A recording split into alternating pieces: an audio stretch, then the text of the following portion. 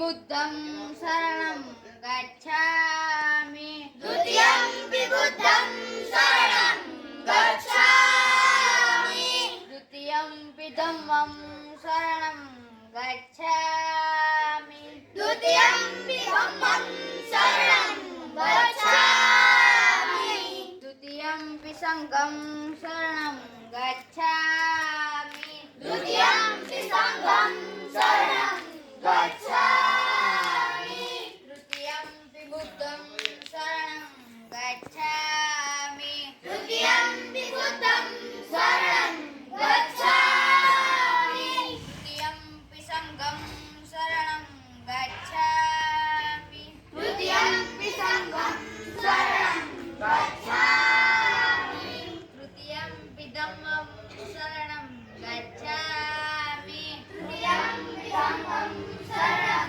गच्छामि पाणातिपाता वेरमणि पाणातिपाता वेरमणि सिक्खापदं समादयामि सिक्खापदं समादयामि कामेषु मिच्छाचारा वेरमणि कामेषु वेरमणि सिक्खापदं समादयामि सिक्खापदं समादयामि अदिन्नदाना वेरमणि अभिन्नदाना वेरमणि सिक्खापदं समादयामि सिक्खापदं समादयामि मुसावादा वेरमणि मुसावादा वेरमणि सिक्खापदं समादयामि सिक्खापदं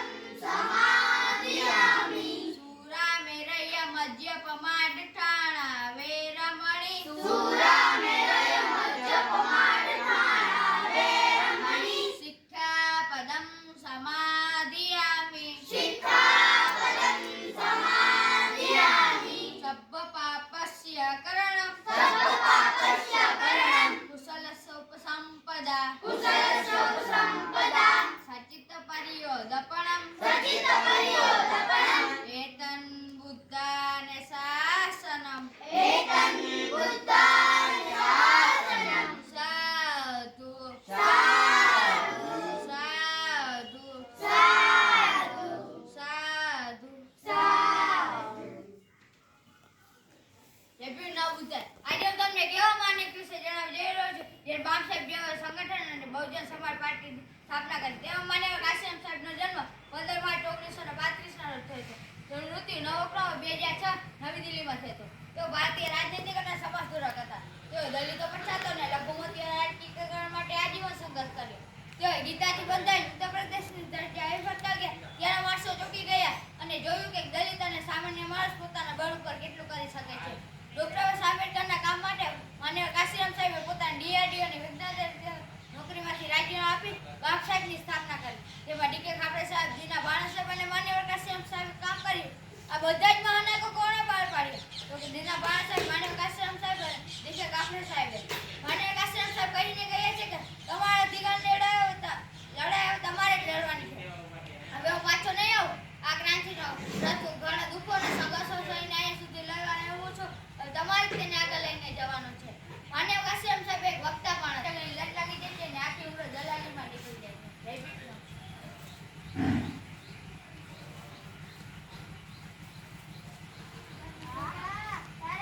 જવાનું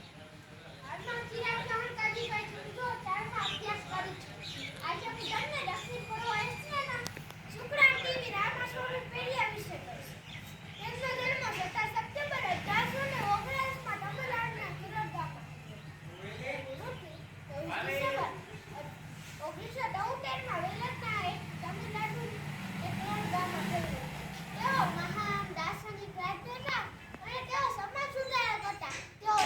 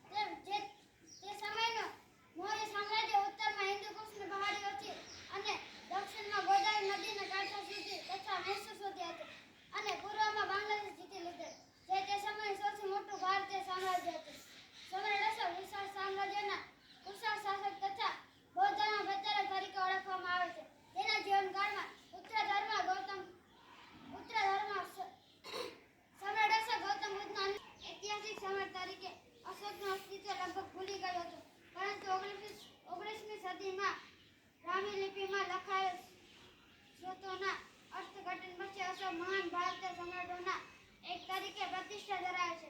આધુનિક ભારતીય પ્રજાસત્તાકનો રાજ્ય પ્રતીક અશોકના સિંહ રાજધાનીને રૂપાંતર છે. અશોકનું ચક્ર રાષ્ટ્રીય ધ્વજના કેન્દ્રમાં આપવામાં આવ્યું છે. સાચું જ કહીશ કે ન હોય. જય ભીમ નમો બુદ્ધાય. આજે હું તમને રોહિત મુલ્લા વિશે કહીશ. રોહિત મુલ્લાનો જન્મ 30 જાન્યુઆરી 1989 હૈદરાબાદ તેલંગાણામાં થયો હતો. તેમનું મૃત્યુ 17 જાન્યુઆરી 2016માં થયું હતું. હૈદરાબાદ સેન્ટ્રલ યુનિવર્સિટીના સમાજશાસ્ત્ર વિભાગ પીએચડી કરતા ક્રાંતિકારી વિચાર ધરાવતા અને જાતિવાદી વ્યવસ્થાનો વિરોધ કરતા વિદ્યાર્થી રોહિત વેમુલા અને તેમના 4 સાથીઓ યુનિવર્સિટીના કેમ્પસમાં પ્રવેશ પર પ્રતિબંધ લગાવીને તેમને સસ્પેન્ડ કરી દેવામાં આવ્યા. યુનિવર્સિટીના આવા જાતિવાદ વર્તન બદલ રોહિત વેમુલા અને તેમના 4 સાથીઓ યુનિવર્સિટીના સામે ખુલ્લા આકાશની આંદોલન કરવા બેસી ગયા. નિષ્ઠુર તંત્ર દ્વારા તેમને કોઈ હકારાત્મક જવાબ આપવામાં ન આવ્યો, જેથી યુનિવર્સિટીના આવા જાતિવાદ વર્તનથી કંટાળી રોહિત વેમુલા અને પોતાની જિંદગી ટૂંકાવી લીધી હતી. આ તેમની આત્મહત્યા નહોતી, પરંતુ યુનિવર્સિટીના દ્વારમાં આવેલી એક દલિત સ્કૂલોની સ્થાનિક હત્યા હતી. બસ આટલું જ કહીશ. જય ભીમ નમો બુદ્ધાય. आज हम एसएसटी संगठन विषय कहिस। अगर आप वही करते रहेंगे जो करते आए हैं तो आपको वही मिलता रहेगा जो मिलता आया है। अगर आपको पाना है जो आज तक नहीं मिला तो आपको करना पड़ेगा जो आज तक नहीं किया। एसएसटी એટલે કે એવું સંગઠન કે જેમાં કોઈ ફંડ ભાડા લેવામાં આવતો નથી. આ સંગઠનની સ્થાપના 2006માં રાજકોટ જિલ્લામાં 50 સૈનિકોથી થઈ હતી અને હાલમાં હજારોની સંખ્યામાં દરેક ગામમાં વ્યસન મુક્તિ અને સમાજને જાગૃત કરવાનું કામ કરે છે. અને આ સંગઠનમાં 14 એપ્રિલ અને 6 ડિસેમ્બરના કાર્યક્રમ આપવામાં આવે છે. તેમાં મહારેલી, મહાસભા અને મહાસલામીનો પણ કાર્યક્રમ આપવામાં આવે છે. આ સંગઠનમાં એક ડ્રેસ નક્કી કરેલ છે.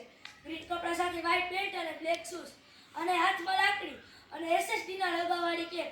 આજે આ સંગઠન ગુજરાત ધર્મ જ નહીં, રાજસ્થાન, મહારાષ્ટ્ર જેવા અન્ય રાજ્યને ત્યાં પણ આ સંગઠનને ત્યાં સૈનિકો ઊભા કર્યા છે. અને આ બધા જ સૈનિકો બિનસ્વાર્થે આ સમાજને જાગૃત કરવાનું કામ કરે છે. બસ આટલું જ કહીશ. જય ભીમ નમો બુદ્ધાય.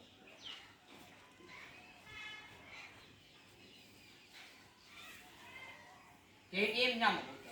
આજે હું તમને લીના પાના સાહેબ વિશે થોડુંક કહી તો આ વાત નાની છે, પણ તે ક્યાં ચડવા જેવી છે. આ વાત વિચારતાની છે. આ વાત વિચારવા જેવી છે. તમે પાંચેક રીતે થોડુંક સાંભળ્યું હશે. જેમના વિશે માહિતી બગાવર હતી, જેમનું નામ પણ સાંભળ્યું હશે. જેમાં ખબર છે કે તેમાં મુખ્ય ત્રણ લોકોએ એક સાથે મળીને આ સંગઠનને આગળ વધાર્યું. જે હતા જીકે કાપે સાહેબ, કાચીરામ સાહેબ, લીના પાના સાહેબ. ઘણે મળીને આ સંગઠનને આગળ વધાર્યું. આ માણસો કોને બહાર પાડ્યા એનું આપણે ધ્યાન પણ ન હતું. જે હતા જીકે કાપે સાહેબ, કાચીરામ સાહેબ અને લીના પાના સાહેબ. બે જણે મળીને આ મહાનાયકોને પાર પાડ્યા. લીના પાના સાહેબના પિતાજી ધલ્લોદ પેટને ધોવા ધમણોમાં જતા હતા. લીના પાના સાહેબના પિતાજી એટલા માટે તેઓએ એક નવી ભેટ કરી. આ લીના પાના સાહેબનો જન્મ 1928માં વાકાત રાજસ્થાનમાં થયો હતો. ભામટેકના મુખ્ય ત્રણ સ્થાપક હતા. વાર્ષિક રજાઓમાં કર્મચારી તરીકે નોકરીમાં હાજર રહ્યા. તેઓએ આંબેડકર જયંતિ અને કૌતપુ જયંતિની માંગ કરી. જે મંજૂર કરવામાં ન આવી ત્યારે લીના પાના સાહેબને કહે છે કે હું નમો જય ભીમ નમો બુદ્ધાય. મારું નામ ધ્રુવી છે. હું ધોરણ 2 નો અભ્યાસ કરું છું. મારું નામ વાજા તેના છે. હું ધોરણ 2 માં જય ભીમ નમો બુદ્ધાય. મારું નામ ત્રિષા છે. હું ધોરણ 4 માં અભ્યાસ કરું છું.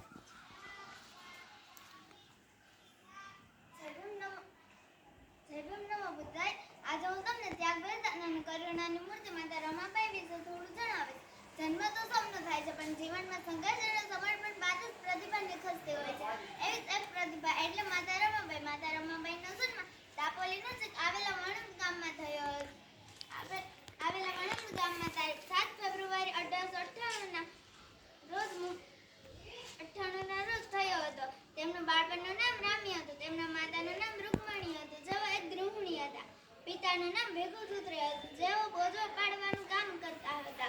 તેમને એક ભાઈ શંકર અને બે બહેનો ગમરા અને મીરા હતા. નાનપણમાં જ માતા પિતાની છત્રછાયા ગુમાવતા રામી તથા તેમના ભાઈ बहन તેમને सिखा गई, संघर्ष और लड़ना सिखा गई, बच्चों को कुर्बानी समाज के लिए चढ़ा गई, बेटियों के दिलों में हौसला जगा गई, ना देखा दिन रात को बस कदम से कदम मिलाकर चलती गई. शिक्षा का महत्व जाना पहचाना, उन्होंने बाबा साहब का साथ नहीं छोड़ा. बस आटલું જ કહે જય ભીમ.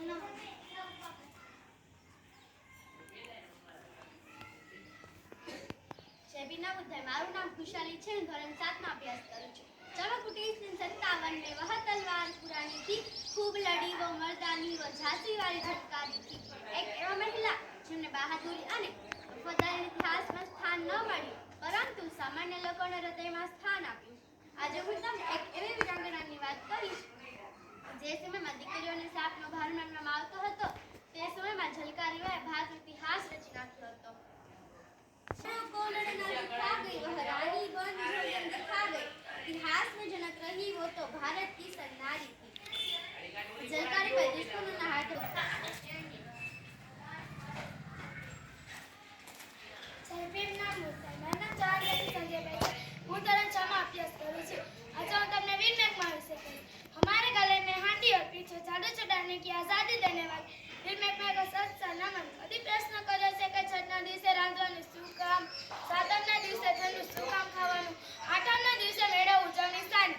વર્ષો પહેલા વીર મેઘમા નામના બૌદ્ધ સમાજના ક્રાંતિકારી પેદા થયા હતા, જેમણે જ્ઞાની જાતિના ભેદ દૂર કરી સમાનતાનું આંદોલન ચલાવ્યું. જેના વિરોધ મનુવાદી શાસ્ત્રલી તળામાં પાણી લાવવા બત્રીસ વર્ષમાં કોઈ બની આપવાનું ષડયંત્ર કર્યું. ત્યારે બૌદ્ધ સમાજના લોકોને ઘરે કષ્ટ આવ્યું. જે ગામના છેડે રહેતા એટલે બૌદ્ધ સમાજના લોકો ગામમાં પ્રવેશ કરતા ન હતો. લોકોને વસાવતો બજારમાં પ્રવેશી શકતો ન હતો અને ઘરાંગોએ ચૂલો સળગાવ્યો ન હતો. બાળકો વૃક્ષે ભૂખ્યા ન રહી શકે તેમને છઠનું ઠંડુ ખાવા આપ્યું. મનુવાદ એક ના એકની હત્યા કરી. આઠમના દિવસે ઉષ્ણ ધસ્ત બનાવ્યું, મતલબ છઠ, સાતમ, આઠમ. વીર મેઘમાની હત્યાના દિવસે આપણે આપણા મહાનાયકની ઉજવણી કરીએ છીએ. સાચો ઇતિહાસ બહાર ના આવે એટલે કાચની સનાતનની કથા ચલાવી છે. વીર મેઘમાની ભૂમિ તે કા રીતુ નવાર પર કાચ કરી કુરબાન કા એ સાથે રહી સિદ્ધરાજની વીર માં બલિદાન ઉજવા દઈલા ભોજનમાં એક ક્રાંતિકારી વીર મેઘમા થઈ ગયા. જય ભીમ.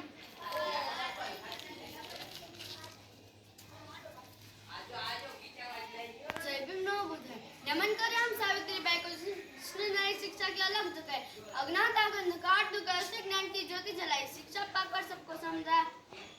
कितनी जरूर होती है पढ़ाई, रूढ़िवादी परंपराओं को तोड़कर उनके खिलाफ आवाज उठाई, देश के लिए अच्छे काम करके वह महान समाज सेविका कहलाई.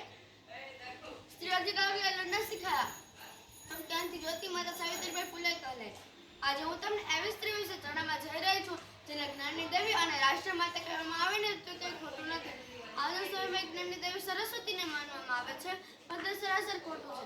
જો કોઈને જ્ઞાનની દેવીનું બિરુદ મળવું જોઈએ તો એ માતા સાવિત્રીબાઈ ફૂલે છે. માતા સાવિત્રીબાઈ ફૂલેનો જન્મ 3 જાન્યુઆરી 1831માં મહારાષ્ટ્રમાં એક શુદ્ધ અને 50 ગણાતી માડી જાતિમાં થયો હતો. તેમની માતાનો અભ્યાસ કરવા જતો ત્યારે સમાજના લોકો તેના પર કાદવ, કીચડ, છાણ વગેરે જેવો મારો કરતા અને અપશબ્દ પણ કહેતા હતા. ત્યારે તેઓ નિરાશ થઈને જ્યોતિબા ફૂલેને કહેતા હતા. ત્યારે જ્યોતિબા ફૂલે માતા સાવિત્રીબાઈ ફૂલેને સમજાવતા કહેતા કે હજી તો આ સમાજને આપણે ઘણો આગળ લઈને જવાનો છે. હજી તો આ સમાજ આપણે શિક્ષિત વર્ગ બનાવવાનો છે. તો મધર છે દેશ તો કેમ ચાલશે? ત્યારબાદ તો ફારસી દીકરીઓનો અભ્યાસ કરવા જતા હતા. તો જે દીકરીઓનો અભ્યાસ કરવા જતા ત્યારે તેઓ તેમના બેગમાં એક વધારાની સાડી પણ લઈને જતા હતા. ત્યાં જઈને ખરાબ થયેલી સાડી ધોઈ સૂકવી સાડી પહેરી દીકરીઓનો અભ્યાસ કરાવતા હતા. કબ તક તું ચૂલ્હે चौके में बसे रहोगे तो थोड़ा आगे बढ़ो, शिक्षित बनो और संघर्ष करो. એ સમયમાં જે કરે કોઈ ન કરી શકે માતા સાવિત્રીબાઈ ફૂલે કરી બતાવ્યું અને ભારતના પ્રથમ મહિલા શિક્ષિકા બન્યા. બસ એટલું જ કહીશ. જય ભીમ.